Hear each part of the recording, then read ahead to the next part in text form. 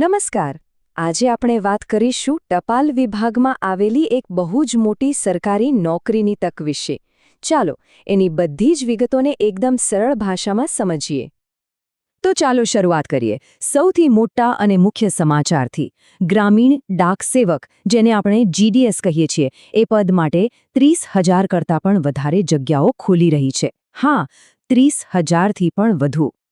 અને હવે સાંભળો આ ભરતીની સૌથી ખાસ અને કહી શકાય કે સૌથી આકર્ષક વાત. આમાં પસંદગી માટે કોઈ જ સ્પર્ધાત્મક પરીક્ષા નથી આપવાની. બધું જ નક્કી થશે ફક્ત અને ફક્ત મેરિટના આધારે. તો વિભાગ 1માં આપણે જોઈએ કે આ એક સુવર્ણ તક કઈ રીતે છે.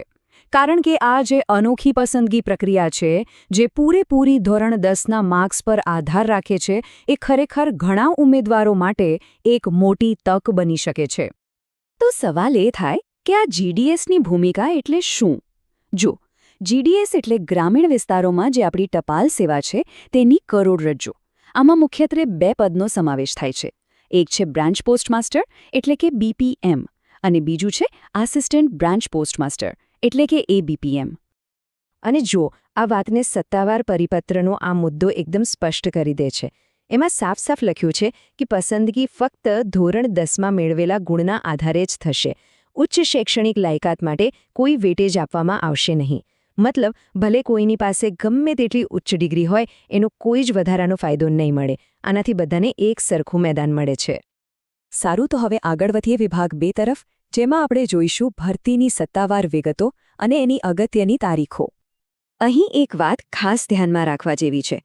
આપણે જે પણ માહિતીની ચર્ચા કરી રહ્યા છીએ એ તદ્દન સચોટ અને અધિકૃત છે, કેમ કે તે સીધી જાન્યુઆરી 2025ના સરકારી પરિપત્રમાંથી લેવામાં આવી છે. તો આ રહી એ તારીખો જે કેલેન્ડરમાં અત્યારથી જ નોંધી લેવા જેવી છે. ઓનલાઈન અરજીઓ શરૂ થશે 20 જાન્યુઆરી 2026થી. અરજી કરવાની છેલ્લી તારીખ છે 4 ફેબ્રુઆરી. અને હા, જો ફોર્મ ભરવામાં કોઈ ભૂલ થઈ જાય તો 8થી 10 ફેબ્રુઆરી સુધી સુધારા માટેનો સમય પણ મળશે. અને પછી પહેલી મેરિટ યાદી 20 ફેબ્રુઆરીએ જાહેર થશે. પણ અહીંયા ઘણાના મનમાં એક સવાલ ચોક્કસ થતો હશે કે ભાઈ, 20 ફેબ્રુઆરીએ પહેલી મેરિટ લિસ્ટ આવી જાય તો પછી ભરતી પ્રક્રિયા ત્યાં પૂરી કેમ નથી થઈ જતી?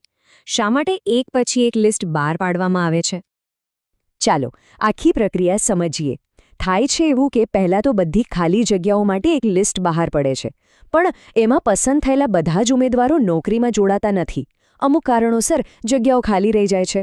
તો એ ખાલી જગ્યાઓ ભરવા માટે બીજી લિસ્ટ બહાર પડે છે. અને આ ક્રમ ચાલતો જ રહે છે. ક્યારેક તો 6 કે 7 લિસ્ટ સુધી પણ વાત પહોંચે છે. આનો સીધો મતલબ એ છે કે જે ઉમેદવારોને થોડા ઓછા માર્ક્સ હોય તેમને પણ તક મળવાની પૂરી સંભાવના રહે છે. ઓકે, તો હવે આવીએ સૌથી પ્રેક્ટિકલ વાત પર. વિભાગ 3, અરજી કરવી કઈ રીતે? શું જોઈએ? શું પ્રક્રિયા છે? જુઓ, લાયકાતના માપદંડ એટલા સીધા અને સરળ છે કે કોઈ ગૂંચવણ જ નથી. ફક્ત ને ફક્ત ધોરણ 10 પાસ કરેલું હોવું જોઈએ. બસ આટલી જ મુખ્ય શૈક્ષણિક લાયકાત છે. હવે વાત કરીએ અરજી ફીની. તો જનરલ, OBC અને EWS કેટેગરીના પુરુષ ઉમેદવારો માટે ફી છે માત્ર ₹100. અને સૌથી સારી વાત તો એ છે કે SC, ST, PWD કેટેગરીના ઉમેદવારો અને તમામ મહિલા અરજદારો માટે કોઈ જ ફી રાખવામાં આવી નથી.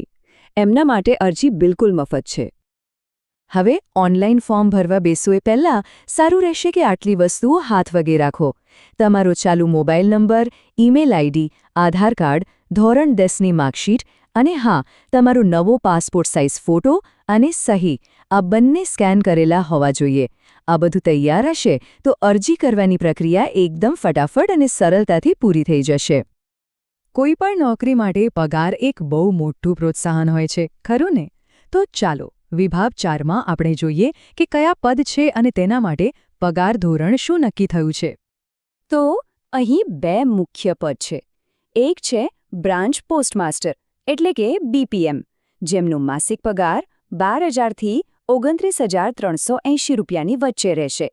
અને બીજું પદ છે આસિસ્ટન્ટ બ્રાન્ચ પોસ્ટમાસ્ટર અથવા ડાક સેવક એટલે કે ABPM, જેમનો પગાર 10,000થી 24,470 રૂપિયાની રેન્જમાં હશે. પણ અહીં એક બહુ જ મહત્વની વાત સમજવા જેવી છે. આ જે રકમ છે એ ફક્ત બેઝિક પગાર છે. આની ઉપર બીજા ભથ્થા પણ ઉમેરાય છે, એટલે કે તમારું પોસ્ટિંગ ક્યાં છે તેના આધારે હાથમાં આવતો પગાર દર મહિને 30,000 રૂપિયાથી પણ વધી શકે છે. આ એક બહુ મોટો પ્લસ પોઈન્ટ છે. ચાલો તો હવે આખી વાતનો સાર કાઢીએ. વિભાગ 5માં આપણે અત્યાર સુધીના સૌથી મુખ્ય મુદ્દાઓ પર ફરી એકવાર નજર કરી લઈએ. તો આ 5 વાતો ખાસ યાદ રાખવાની છે. તક છે ઇન્ડિયા પોસ્ટ GDSની. કુલ જગ્યાઓ છે 30,000થી પણ વધુ. લાયકાત જોઈએ ફક્ત ધોરણ 10 પાસ. પસંદગી થશે મેરિટના આધારે. કોઈ જ પરીક્ષા નથી. અને અરજીઓ ક્યારથી શરૂ થશે? 20 જાન્યુઆરી 2026થી. અને અંતે એક સવાલ જે વિચારવા જેવો છે. જે ઉમેદવારોના ધોરણ 10માં સારા પર્સન્ટેજ છે એમના માટે સ્પર્ધાત્મક પરીક્ષાઓના એ બધા જ તણાવ અને દબાણ વગર એક સ્થિર સરકારી નોકરી મેળવવા માટે આનાથી વધુ સારી તક બીજી કઈ હોઈ શકે?